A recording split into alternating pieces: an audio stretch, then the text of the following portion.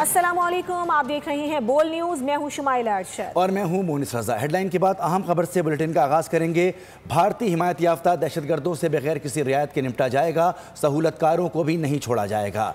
मुल्क की सलामती को नुकसान पहुंचाने की किसी को इजाजत नहीं दी जाएगी, चाहे वो अनासिर सियासी हो या कोई भी। कोर कमांडर्स कॉन्फ्रेंस के शुरका का वाज़ेह और दो टोक ऐलान। फील्ड मार्शल आसिम मुनीर ने कहा कि हुकूमत और मुसल्लह अफवाज की कोशिशों से मुल्क इस्तेहकाम की तरफ बढ़ रहा है। फोरम ने गाजा में फौरी और मुस्तकिल जंगबंदी, बिला रोक टोक इंसानी रसाई और फ़लस्तीनी रियासत के लिए काबिल एतमाद रास्ते का मुतालिबा कर दिया। फील्ड मार्शल आसिम मुनीर की ज़ेर सदारत 273वीं कोर कमांडर्स कॉन्फ्रेंस, अंदरूनी और बैरूनी सलामती की सूरत हाल का जायजा, मुल्क को दरपेश खतरात और ऑपरेशनल तैयारियों पर जोर। फील्ड मार्शल ने इंसदाद दहशतगर्दी की कार्रवाइयों में अफवाज पाकिस्तान की पुरअज़्म काविशों को सराहा। कहा कि हुकूमत और मुसल्लह अफवाज की कोशिशों से मुल्क में इस्तेहकाम आ रहा है और मुल्क इज्जत और वक़ार की तरफ बढ़ रहा है। कोर कमांडर्स कॉन्फ्रेंस के शुरका ने भारतीय हिमायत याफ्ता दहशतगर्दों से किसी रियायत के बगैर निमटने के आज़म का इजहार किया। शुरका ने दहशतगर्दी, जराइम और सियासी मफादात के दरमियान गठजोड़ को यकसर मुस्तरद कर दिया।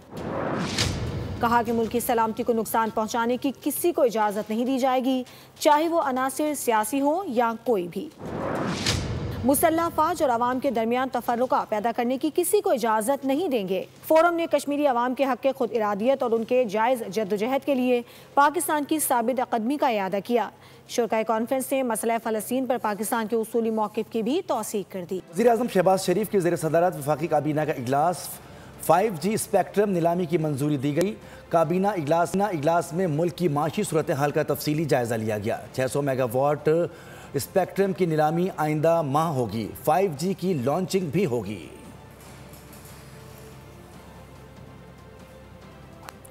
तवानाई पर काबीना की ज़ैली कमेटी का इजलास। वज़ीर आज़म ने जामे कौमी एनर्जी प्लान के लिए अलहदा सेक्रेटेरिएट बनाने की मंजूरी दे दी है। इजलास में व्हीलिंग चार्जेस की नीलामी के लिए फ्रेमवर्क गाइडलाइंस की उसूली मंजूरी भी दी गई। वज़ीर आज़म ने हिदायत की कि कौमी एनर्जी प्लान की मुजवज़ा पॉलिसी में तमाम मुतालिका वज़ारतें और सूबाई हुकूमतें बाहमी हम आहंगी के साथ काबिल अमल जामे हिकमत अमली पेश करें।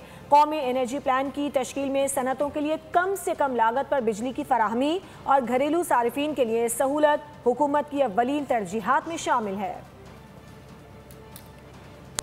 PIA की निष्कारी में हुकूमत को 10 नहीं 55 अरब रुपए मिलेंगे। 10 अरब कैश मिलेगा, 45 अरब रुपए की हुकूमती एक्टिविटी होगी।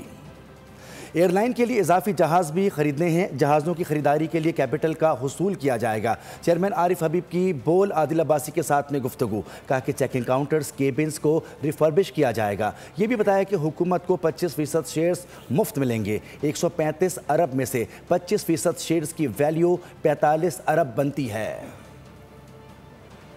55 अरब की वैल्यू मिली, आपको हम दिखाएंगे। 10 अरब की नहीं मिली है। हमने जो स्ट्रक्चरिंग की थी वो इस तरह की थी कि हमें भी पैसे मिलें तो हमें 10 बिलियन कैश आएगा और हमारी जो इक्विटी होगी उसकी वैल्यू 45 अरब है, तो 55 बिलियन गवर्नमेंट को वैल्यू मिलेगी और 125 बिलियन जो कि PIA की रिक्वायरमेंट है वो उसके अंदर जाएगा। तो टोटल 180 बिलियन की वैल्यूएशन है PIA की। जो 135 बिलियन इन्वेस्ट होगा PIA में, उसके बाद उसकी जो वैल्यू बनेगी जो कि बनेगी 180 अरब। ये वैल्यू 180 अरब उस इन्वेस्टमेंट के बाद बनेगी, उससे पहले नहीं बनेगी। जब प्रॉफिटेबिलिटी कम होती है, कंपनी अगर पैसे बना रही है तो प्रॉफिटेबिलिटी आहिस्ता आहिस्ता डिटीरियरेट होती है और फिर लॉसेज में आती है और फिर वो एक रिगमरोल में, एक विशेष साइकिल में आप आ जाते हैं, डेट ट्रैप में आ जाते हैं, जो कि PIA के साथ हुआ। 650 अरब आज के करेंसी एक्सचेंज के हिसाब से कोई $2 बिलियन है। तो आई थिंक ये ओवर द ईयर्स ये डिटीरियरेशन हुई है। 125 अरब रुपए एयरलाइन की तरक्की पर खर्च होंगे। रकम जहाज़ों की रिफर्बिशमेंट और मेंटेनेंस पर खर्च होगी। एयरलाइन के लिए इजाफी जहाज़ भी खरीदने हैं। जहाज़ों की खरीदारी के लिए कैपिटल का हुसूल किया जाएगा। चेयरमैन आरिफ हबीब की बोल आदिल अब्बासी के साथ में गुफ्तगू। कहा चेकिंग काउंटर्स, केबिन्स को रिफर्बिश किया जाएगा। ये भी बताया कि हुकूमत को 25% शेयर्स मुफ्त मिलेंगे। 135 अरब में से 25% शेयर्स की वैल्यू 45 अरब बनती है।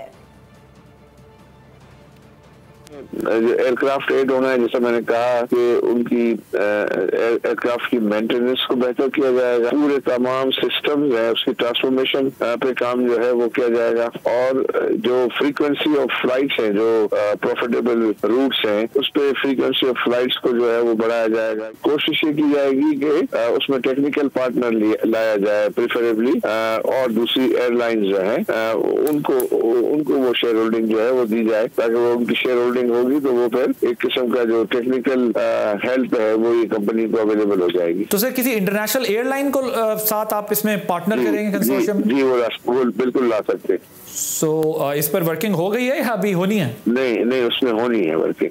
अमरीकी अखबार USA टुडे ने 16 सफ़ात पर मबनी पाकिस्तान स्पेशल रिपोर्ट शाया की है, जिसमें पाकिस्तान की मईशत और सरमायाकारी के उभरते हुए मौक़े और अहम पॉलिसी तरजीहात का तज्ज़िया पेश किया गया है। वज़ीर ख़ज़ाना मोहम्मद औरंगज़ेब का कहना है कि पाकिस्तान माशी इस्लाहात के मुस्बत असरात से मुस्तहकम हो रहा है। USA टुडे की स्पेशल रिपोर्ट में पाकिस्तान की मईशत, सरमायाकारी के मौक़े और अहम पॉलिसी तरजीहात पर तफसीली तज्ज़िया। खुसूसी रिपोर्ट में वज़ीर ख़ज़ाना का इंटरव्यू भी शामिल है। मोहम्मद औरंगज़ेब के मुताबिक मईशत अब इस्तेहकाम के मरहले से निकलकर बरामदात पर मबनी तरक्की की जानिब बढ़ रही है, जिससे मुकामी और गैर मुल्की सरमायाकारों के लिए नए मौक़े पैदा हो रहे हैं। वज़ीर ख़ज़ाना ने कहा कि माली साल 2025 के आगाज़ में पाकिस्तान ने माइक्रो इकनॉमिक इस्तेहकाम, बैरूनी खातों में बेहतरी और साख्ती इस्लाहात के साथ मजबूत बुनियादें कायम की हैं। कई बरसों बाद पाकिस्तान ने प्राइमरी बजट और करंट अकाउंट सरप्लस हासिल किया। तरसीलात ज़र में इजाफा हुआ। महंगाई 38% से कम होकर सिंगल डिजिट में आ गई। ज़र मुबादला के ज़खायर 14.5 अरब डॉलर से तजावुज़ कर चुके हैं।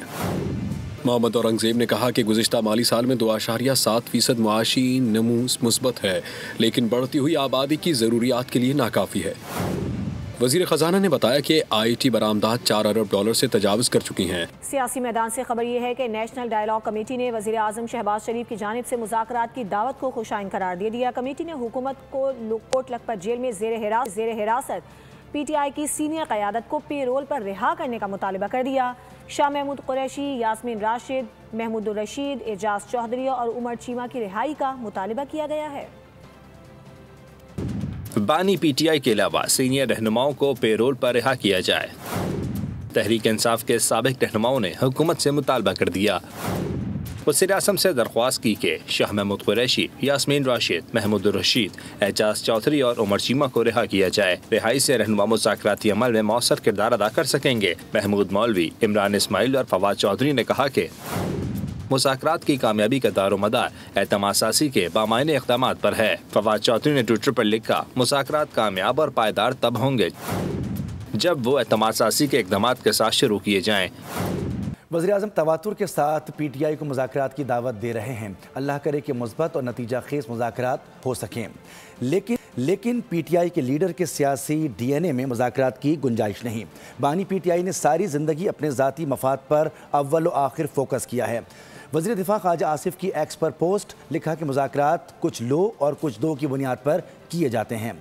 बानी PTI कोई उसूल परस्त शख्स नहीं, वो 200% मफाद परस्त शख्स है।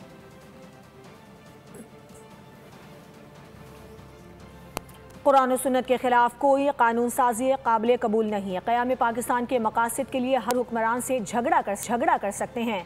मौलाना फजलुर रहमान की सखर में गुफ्तगू, कहा कि मगरबी ताकतों के इशारे पर मुल्क में निज़ाम तब्दील नहीं होने देंगे। इंशाअल्लाह ये मदारिस भी रहेंगे और इस्लामी निज़ाम भी चलेगा। कि जो चीज़ अपनी आंखों से देखता है ज़बान से उसी तरह कहता है। अगर हम तुम्हें इस्लाम के खिलाफ किरदार अदा करते हुए देख रहे हैं। बुलेटिन से फिलहाल इतना ही। किसी भी खबर की तफसील के लिए आप विजिट कर सकते हैं हमारी वेबसाइट boldnews.com। देखते रहिए बोल। सब्सक्राइब करें और बेल दबाएं ताकि कोई खबर रह न जाए।